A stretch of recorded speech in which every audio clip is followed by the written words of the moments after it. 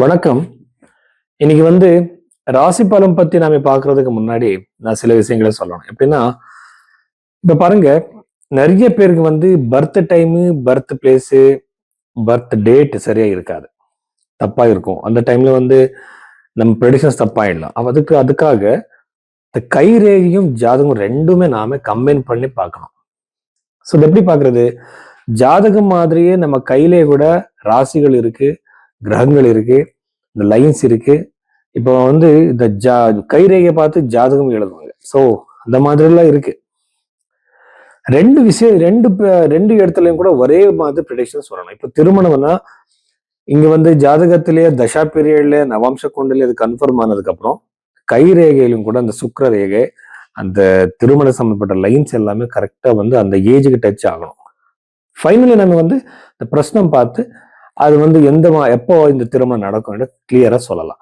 அதனால நீங்க இந்த கைரேகையும் ஜாதகம் ரெண்டுமே கம்பைன் பண்ணி பார்க்கறதுக்காக பைரவி ஹாஸ்டல்ல நீங்க கன்சல்டேஷன் புக் பண்ணலாம். இங்க ப்ரெடிக்ஷன் எப்பவுமே ரொம்ப கிளியரா இருக்கும். ரிஷப ராசி 2026 ஜூலை இந்த வாரத்துல இந்த ரிஷபராசியில பிறந்தவருக்கு என்னென்ன பாசிட்டிவ் நெகட்டிவ் இருக்குன்னுட்டு நம்ம பார்க்கலாம். ஃபர்ஸ்ட் செவ்வாய் ராசியில இருக்கிறது ராசியாதிபதி சதுர்த்த பாவத்துக்கு போறது அது கேது கூட இருக்கிறது. இதெல்லாம் எப்படின்னா 12th 7th இருக்கிறது ராசியில யூசுவல்ல திருமணம் நடக்கும். யூசுவலா இந்த ராசியில பிறந்திருக்கிற பெண்களுக்கு சீக்கிரமா திருமணம் நடக்கும். அதுக்கப்புறம் ரொம்ப சீக்கிரமா நடந்துடும் திருமணம். ரொம்ப சீக்கிரமா நடந்துடும். என்கேஜ்மெண்ட் ஆயிடுச்சு, உடனே கல்யாணம், இந்த மாதிரி எல்லாம் சான்சஸ் இருக்கு. நிறைய பேருக்கு நான் பார்த்துருக்கேன். அதுக்கப்புறம்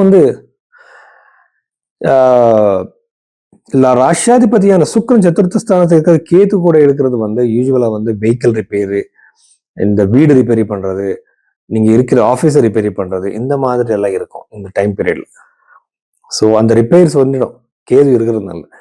சில பேர் வீடு சேஞ்ச் பண்ணுவாங்க, இருக்கிற இடம் சேஞ்ச் பண்ணுவாங்க. அவருக்கு வாஸ்துபாடி பிரச்சனை இருக்கிற வீடு, நெகட்டிவ் எனர்ஜி இருக்கிற வீடு அமைகிற சான்ஸ் இருக்கும். எதுக்குன்னா கேது என்றாலே அது நெகட்டிவான ஒரு எனர்ஜி. அது சதுர்த்த பாவத்துல இருக்கக்கூடாது. நீங்க பிறந்த ஜாதகத்துல அப்படி ஏதாவது கேதுவோட கனெக்ஷன் 4th house இருந்துச்சுன்னா நீங்க கண்டிப்பா நெகட்டிவ் ஒரு நார்த், எஸ்பெஷலி நார்த் கட் ஆயிருக்கும். அங்க ஏதாவது பிரச்சனை இருக்கும். அது சரி பண்ணலாம். ஆனா யூஸ்வலா அது அந்த மாதிரி பிளேஸ்களை அட்ராக்ட் ஆகும். ஸோ இது கேது இருக்கிறதுனால. அதுக்கப்புறம் வெஹிக்கிள்ஸ் ரிப்பேரி, வெஹிக்கிள்ஸ் பழுசான வெஹிக்கிள் வாங்குறது, மறுபடியும் பிரச்சனை வர்றது, இந்த மாதிரி எல்லாம் இருக்கு.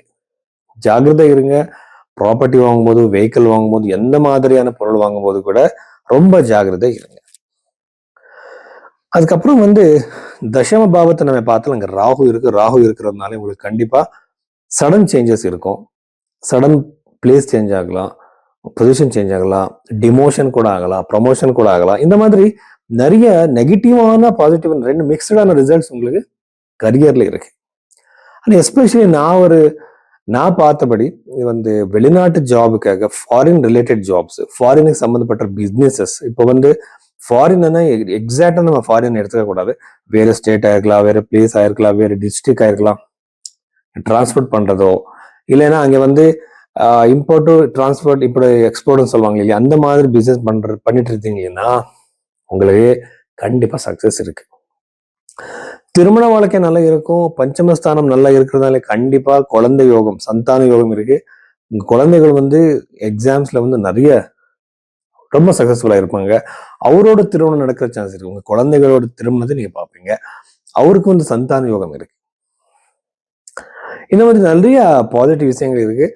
ஒரு உயரமான ஒரு பிளேஸ் ஒரு கோவிலுக்கு நீங்க விசிட் கொடுப்பீங்க. அந்த மாதிரி பாசிபிலிட்டிஸ் இந்த வாரத்துல இருக்கு.